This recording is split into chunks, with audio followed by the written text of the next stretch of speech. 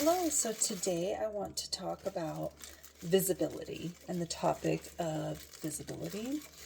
But before I get started on visibility, I actually want to discuss being an introvert, an omnivert, an extrovert, that type of personality thing. So growing up, I personally never had trouble with, like, in public scenarios, being really extroverted and loud and public and present.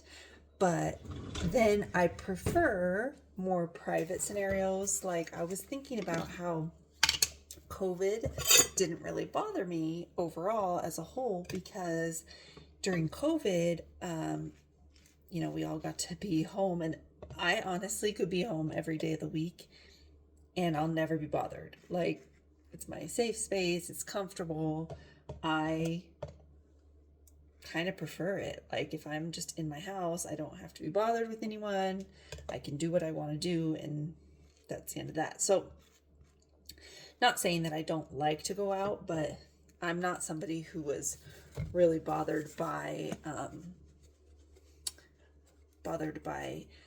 like that, being stuck at home. So, needless to say, I discovered years later that actually I'm what's called an omnivert, which is somebody who in public spaces can be extroverted and loud and out there, but then in private spaces also likes to have their own solitude and introverted tendencies. So, needless to say, I just wanted to bring up that,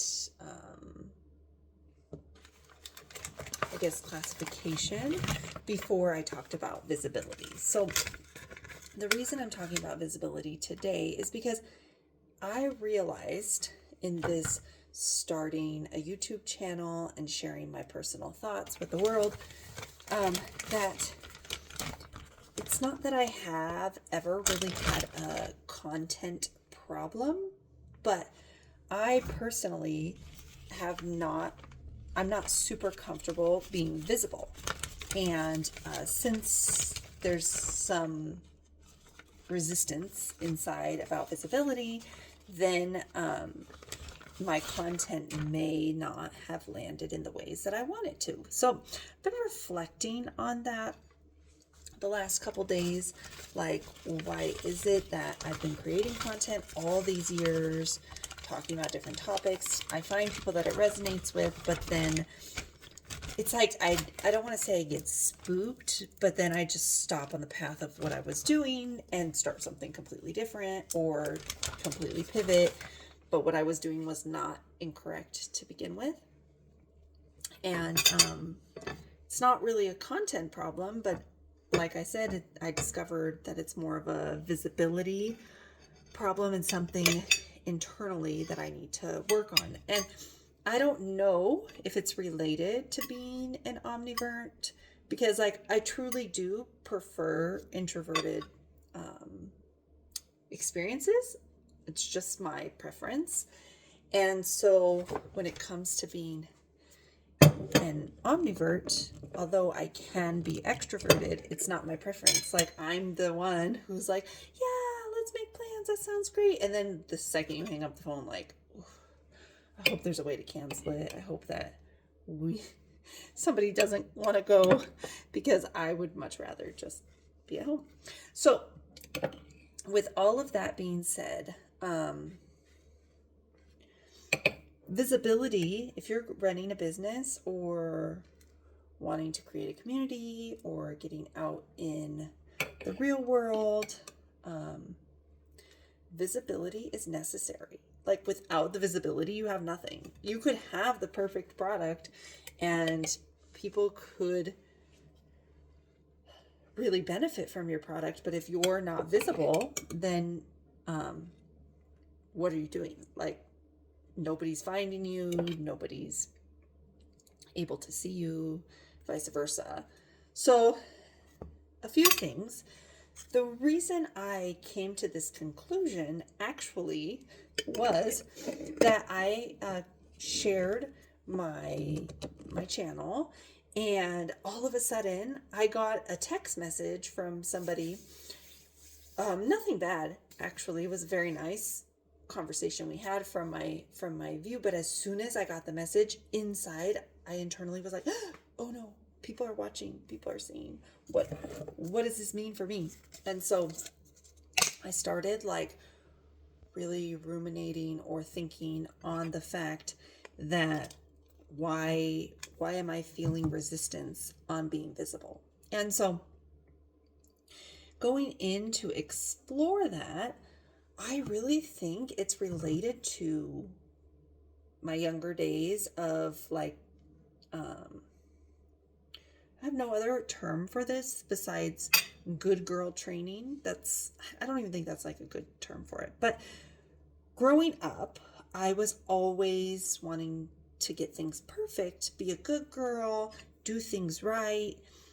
So much to the point that like I would always choose the safe option. So if it might not necessarily be the thing I wanted to do, but if it was safe and I knew that it was the safe option, then that's the one I would choose, because I didn't want to be the one to ruffle feathers, to get out of, I didn't want to be the one that was standing out, I guess, in a bad way. So often I would just get in line, stay in my place, and that was that. And I see now, when I'm reflecting upon visibility, if I allow myself to be fully visible, where anyone and everyone can see me.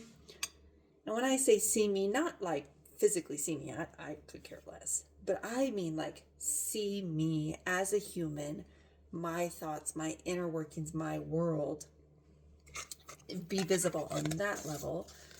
I think that it relates directly to wanting everything to be perfect, growing up as a perfectionist, being the good girl, always doing the right thing. You know, I've shared it in the past, and I don't know if this is the perfect place to share it, but like growing up, I grew up in a Christian home that we literally mostly only encountered people who went to church with us. Like, yes, I encountered people at school and public school, and my family befriended some of those families, but for the most part, our entire interactions were with people that went to church with us. So if we were doing something, it was with somebody from church. If we were being watched by somebody, it was with somebody from church. If we were attending something, it had to do with the church in one way or another.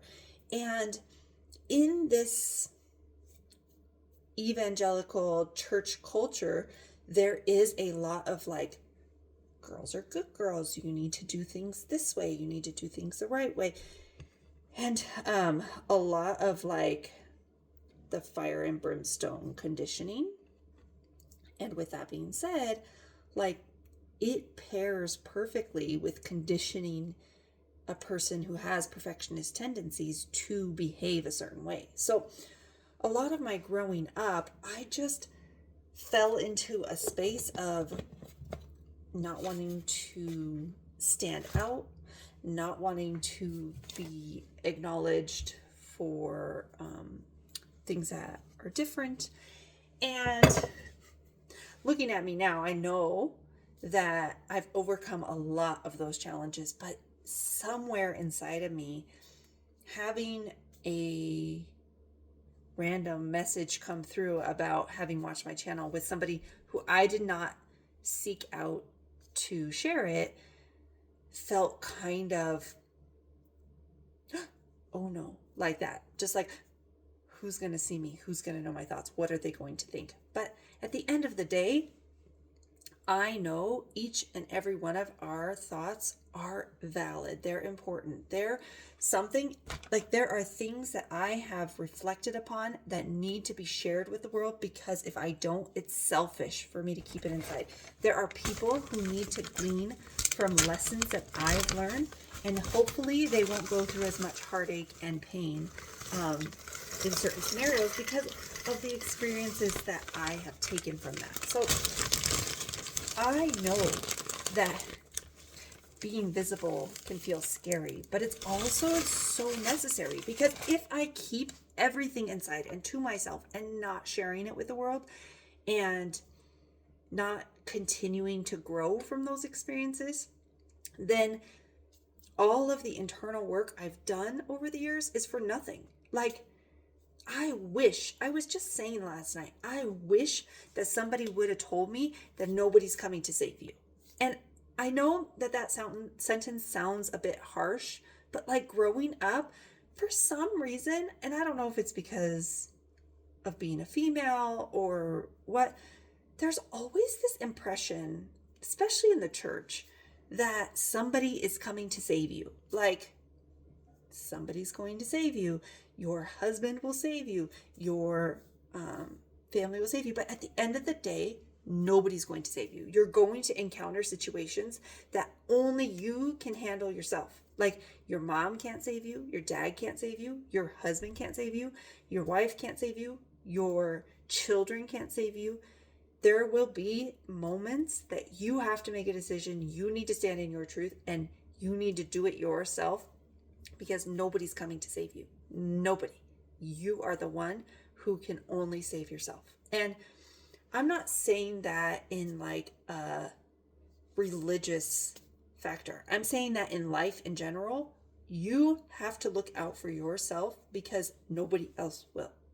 You are completely in control of creating the exact life you want, from your thoughts to your actions to your reality.